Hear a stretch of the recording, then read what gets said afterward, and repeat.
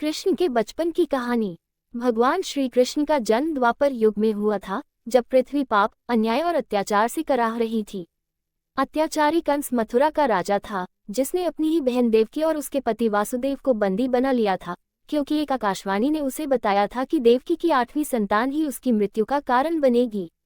कृष्ण का जन्म। कंस ने एक एक कर देवकी की 7 संतानों की हत्या कर दी। जब देवकी 8वीं संतान से गर्भवती हुई तो एक आधी रात को, भाद्रपद माह की अष्टमी को, मथुरा के कारागार में भगवान कृष्ण ने जन्म लिया। उसी क्षण चमत्कार हुआ, कारागार के द्वार खुल गए, पहरेदार सो गए और वासुदेव के बंधन खुल गए।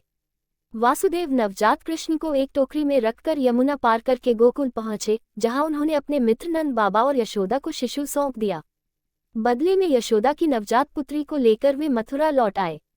जब कंस ने उस कन्या को मारना चाहा, तो वही उगमाया के रूप में आकाश में उड़ गई और चेतावनी दी, तेरा वध करने वाला तो गोकुल पहुंच चुका है। गोकुल की लीलाएं। गोकुल में बालकृष्ण के बचपन की लीलाएं शुरू हो गईं। वे देखने में अत्यंत सुंदर, सांवले, कमल नयन और मोहक मुस्कान वाले बालक थे।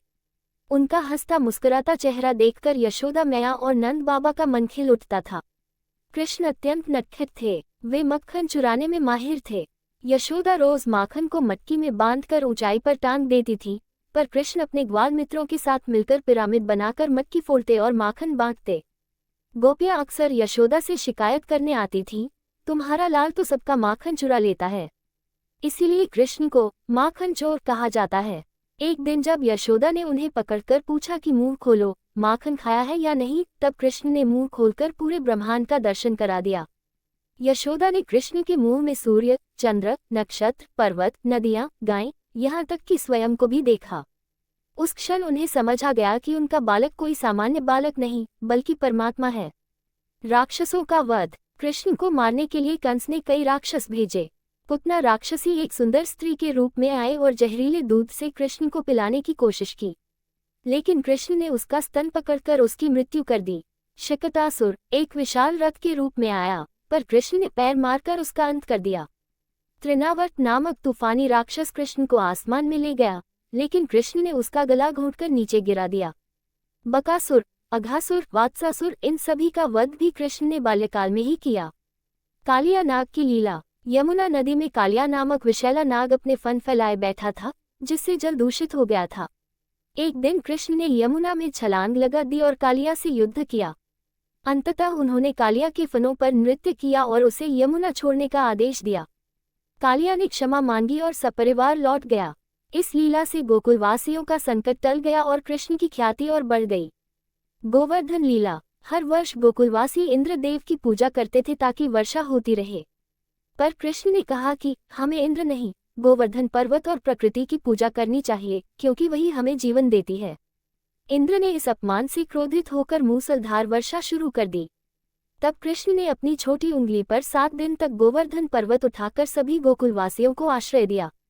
इंद्र ने अंततः हार मान ली और श्री कृष्ण की महिमा स्वीकार की। बाल्यकाल में प्रेम और भक्ति। कृष्ण का बचपन केवल चमत्कारों और युद्धों का नहीं था, बल्कि प्रेम और भक्ति की मिसाल भी था।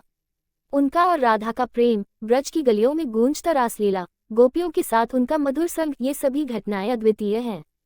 कृष्ण ने संसार को सिखाया कि प्रेम न केवल शरीर से, बल्कि आत्मा से होता है। कृष्ण की विदाई। धीरे धीरे जब कृष्ण बड़े हुए, तो मथुरा लौटने का समय आया। कंस को मारने और अपने माता पिता को मुक्त कराने के लिए उन्हें गोकुल छोड़ना पड़ा। यशोदा और नंद बाबा की आंखों में आंसू थे, गोपियां रो रही थीं, और वृंदावन शोक में डूब गया। पर कृष्ण का कर्तव्य उन्हें पुकार रहा था। कृष्ण ने मथुरा जाकर कंस का वध किया, अपने माता पिता को मुक्त कराया और आगे चलकर धर्म की स्थापना में अहम भूमिका निभाई। उपसंहार। श्री कृष्ण का बचपन हमें सिखाता है कि जीवन में प्रेम, साहस, भक्ति और न्याय का होना आवश्यक है। उनका हर कार्य, चाहे बाल्यकाल में हो या युवावस्था में, कोई न कोई गहरा आध्यात्मिक संदेश देता है। वे केवल भगवान नहीं, एक मित्र, एक पुत्र, एक प्रेमी और एक शिक्षक भी थे। आज भी जब हम कन्हैया, लड्डू गोपाल या माखन चोर कहते हैं, तो हमारे मन में वही बालकृष्ण की मुस्कान, उनकी बांसुरी और उनकी नटखट लीलाएं जीवित हो जाती हैं। अगर आपको वीडियो अच्छी लगे तो आप इस चैनल को लाइक और सब्सक्राइब करें। धन्यवाद।